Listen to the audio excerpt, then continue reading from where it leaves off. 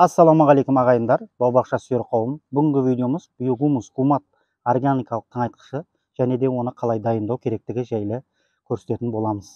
Видеоның соңына дейін қараңыздар. Видеоның соңында бір лайк баса кетіңіздер. Қолдау білдіріп отырыңыздар ағайындар. Қолдау сізден, әрекет бізден. Кеттік. Енді алдыңғы видеоларымда комментарияға біреулер сұрақтар қойып кеткен екен. Осында биогумус гумат сұйықтығын қалай дайындаймыз, сол жайлы көрсетіңіз ба деген сұрақтар болған екен. Соған байланысты да видеоны түсіріп жатырмыз. Және де енді өздеріңіз білесіңіз, күн өте қатты ыстық болып тұр. Енді мынандай ыстықтарда жеміс ағаштарына тез-тез суғарумен бірге тез-тез тамақтандырып тұруымыз қажет. Енді қанша күн қатты ыстық болған сайын жеміс ағаштарда соншалықты көп мөлшерде суды және де тыңайтқыштарды, витаминдерді өте көп мөлшерде талап етеді. Енді мынадай ыстықтарда жеміс ағаштарымызды тез-тезден тамақтандырып, осындай тыңайтқыштар, витаминдер беріп тұрмасақ болмайды. Енді мынау биогумус, енді бұның құрамында жеміс ағаштарына өте пайдалы элементтер бар. Фосфор, калий, кальций, магний, сульфат, тағы басқа да өте жеміс ағаштарына өте қажетті элементтер бар. Енді мынау өзі 1 литр. Енді бұны осылай барлығын дайындайтын болсаңыз, 1 литрді 200 литрлік бір бочкаға құйып дайындасаңыз болады. Енді біз сіздерге мына бір 10 литрлік шелекке дайындап көрсетеміз. Мына 10 литрлік шелектегі су күннің көзінде тұрып жылы болып тұрған су. Енді осыған осы тыңайтқышымызды дайындап сіздерге көрсететін боламыз. Бұл жеміс ағаштарына өте қажетті. Енді осындай күннің ыстықтарында жеміс ағаштарыңызды тез-тез тамақтандырып тұрыңыздар бақшаңыздағы.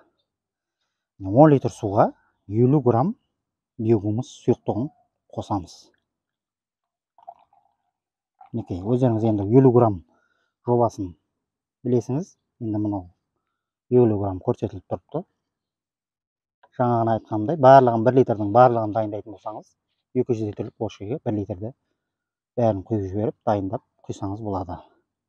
Енді мен сіздерге көрсетейін. 10 литрлік мына күннің көзінде тұрған жылы су, соған 50 грамм биогумусты құямыз. 50 граммды құйдық 10 литр суға. Мінекей, жақсылап араластырамыз.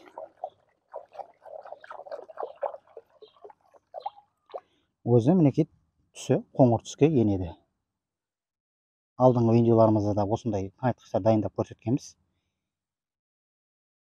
Қоңыр түске енді. Бұны енді бір 15-20 жарты сағаттай қойып алсаңыз жақсы болады. Енді біз мінекей алдын ала дайындап қойғанбыз.